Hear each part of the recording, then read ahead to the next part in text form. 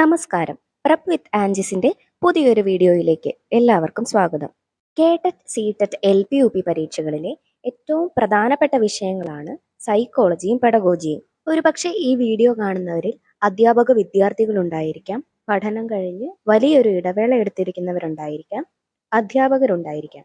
എല്ലാവരെയും ഉൾക്കൊള്ളിക്കുന്ന തരത്തിൽ തുടക്കം മുതലുള്ള ക്ലാസ്സുകളാണ് നമ്മുടെ ചാനലിൽ അപ്ലോഡ് ചെയ്യുന്നത്. ഇന്നത്തെ വീഡിയോയിലൂടെ സൈക്കോളജിയുടെ ആമുഖ ഭാഗങ്ങളാണ് നമ്മൾ നോക്കാൻ പോകുന്നത്. ക്ലാസ്സിലേക്ക് കടക്കുന്നതിന് മുൻപേ നമ്മുടെ വീഡിയോ ആദ്യമായി കാണുന്നവരാണെങ്കിൽ തുടർന്നുള്ള ക്ലാസ്സുകളും വീഡിയോകളും നിങ്ങൾക്ക് ലഭിക്കണമെന്ന ആഗ്രഹമുണ്ടെങ്കിൽ ചാനൽ മറക്കാതെ സബ്സ്ക്രൈബ് ചെയ്യുക. ഓക്കെ, നമുക്ക് ക്ലാസ്സിലേക്ക് കടക്കാം. ആദ്യമായി നമ്മൾ നോക്കാൻ പോകുന്നത് സൈക്കോളജി എന്ന വാക്കിന്റെ ഉത്ഭവത്തെക്കുറിച്ചാണ്. സൈക്കെ, ലോഗോസ് എന്നീ രണ്ട് ഗ്രീക്ക് പദങ്ങളിൽ നിന്നാണ് സൈക്കോളജി എന്ന വാക്ക് ഉണ്ടാകുന്നത്. സ്പെല്ലിംഗ് നോക്കി വെക്കണം. സൈക്കോ, സൈക്കെ, സൈക്ക് എന്നൊക്കെ പറഞ്ഞ് നിങ്ങൾക്ക് ചിലപ്പോൾ ഓപ്ഷൻ തന്നിട്ട് ഈ ചോദ്യം ചോദിക്കാം. സൈക്കെ എന്ന ഗ്രീക്ക് പദത്തിന്റെ അർത്ഥം ആത്മാവ് അല്ലെങ്കിൽ സോൾ എന്നാണ്. ലോഗോസ് എന്ന് പറയുന്ന വാക്കിന്റെ അർത്ഥം ശാസ്ത്രം, സയൻസ് എന്നാണ്. അതായത് ആദ്യകാലങ്ങളിൽ സൈക്കോളജി എന്നതുകൊണ്ട് അർത്ഥമാക്കിയിരുന്നത് ആത്മാവിന്റെ ശാസ്ത്രം എന്നായിരുന്നു. പിന്നീട് സൈക്കോളജിക്ക് ആത്മാവിന്റെ ശാസ്ത്രം എന്ന നിർവചനം ശരിയല്ല എന്ന് തോന്നിയ ചില ശാസ്ത്രജ്ഞർ അതിനെ മനസ്സിന്റെ ശാസ്ത്രമായി, മനഃശാസ്ത്രമായി കണക്കാക്കി. മനഃശാസ്ത്രം എന്ന വാക്കിലും ചില പോരായ്മകളുണ്ടെന്ന് ബോധ്യമായതോടെ അവർ അതിനെ ബോധമണ്ഡലത്തിന്റെ ശാസ്ത്രമായി കണക്കാക്കി.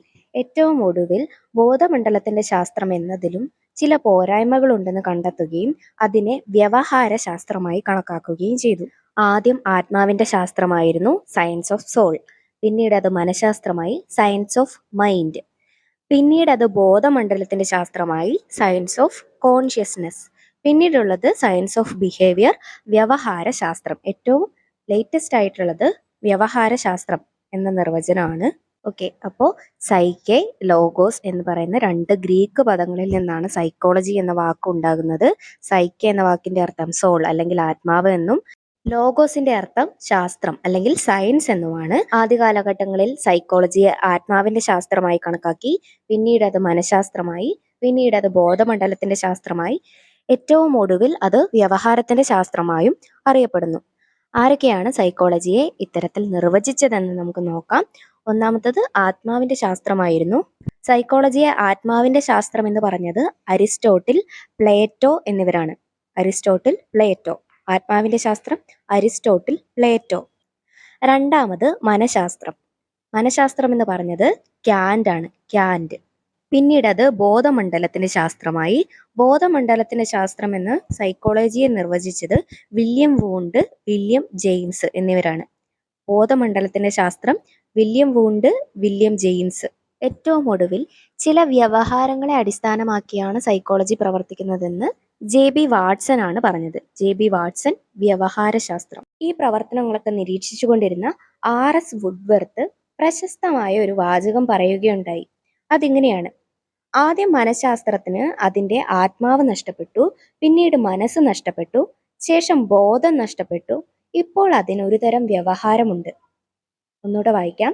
ആദ്യം മനഃശാസ്ത്രത്തിന് അതിന്റെ ആത്മാവ് നഷ്ടപ്പെട്ടു, പിന്നീട് മനസ്സ് നഷ്ടപ്പെട്ടു, ശേഷം ബോധം നഷ്ടപ്പെട്ടു, ഇപ്പോൾ അതിനൊരു തരം വ്യവഹാരമുണ്ട്.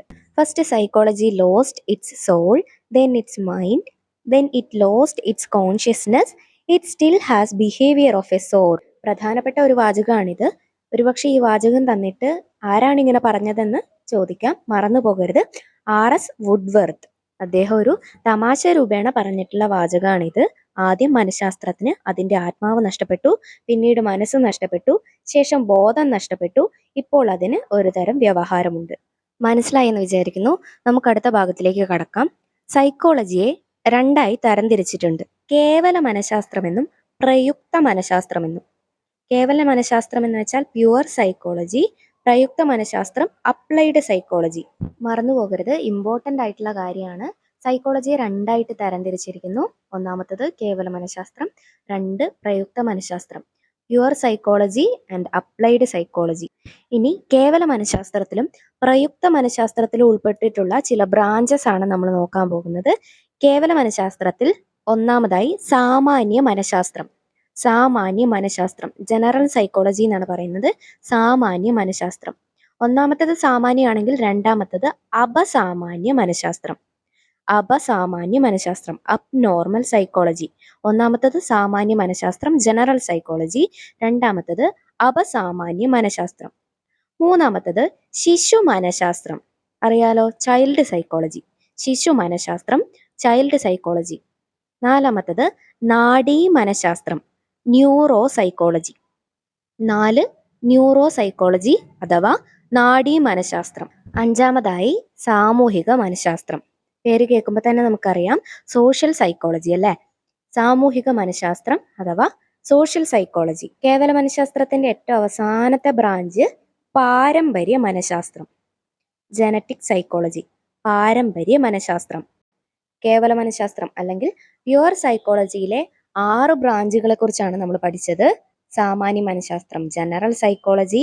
അപസാമാന്യ മനഃശാസ്ത്രം, അബ്നോർമൽ സൈക്കോളജി. ശിശു മനഃശാസ്ത്രം, ചൈൽഡ് സൈക്കോളജി. നാഡീ മനഃശാസ്ത്രം, ന്യൂറോ സൈക്കോളജി. സാമൂഹിക മനഃശാസ്ത്രം, സോഷ്യൽ സൈക്കോളജി. പാരമ്പര്യ മനഃശാസ്ത്രം, ജനറ്റിക് സൈക്കോളജി.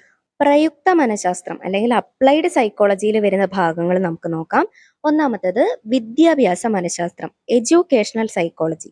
വിദ്യാഭ്യാസ മനഃശാസ്ത്രം, എഡ്യൂക്കേഷണൽ സൈക്കോളജി. അതുപോലെ തന്നെ ചികിത്സാ മനഃശാസ്ത്രം, ക്ലിനിക്കൽ സൈക്കോളജി. ചികിത്സയുമായി ബന്ധപ്പെട്ട മനഃശാസ്ത്രമാണ് ചികിത്സാ മനഃശാസ്ത്രം, ക്ലിനിക്കൽ സൈക്കോളജി. അടുത്തത് സൈനിക മനഃശാസ്ത്രം, മിലിറ്ററി സൈക്കോളജി. സൈനിക മനഃശാസ്ത്രം, മിലിറ്ററി സൈക്കോളജി. ഏറ്റവും ഒടുവിൽ വ്യാവസായിക മനഃശാസ്ത്രം, ഇൻഡസ്ട്രിയൽ സൈക്കോളജി. വ്യാവസായിക മനഃശാസ്ത്രം, ഇൻഡസ്ട്രിയൽ സൈക്കോളജി. മാറിപ്പോകരുത്. കേവല മനഃശാസ്ത്രത്തിൽ 6 ബ്രാഞ്ചസും പ്രയുക്ത മനഃശാസ്ത്രത്തിൽ 4 ബ്രാഞ്ചസുമാണ് നമ്മൾ പഠിച്ചത്.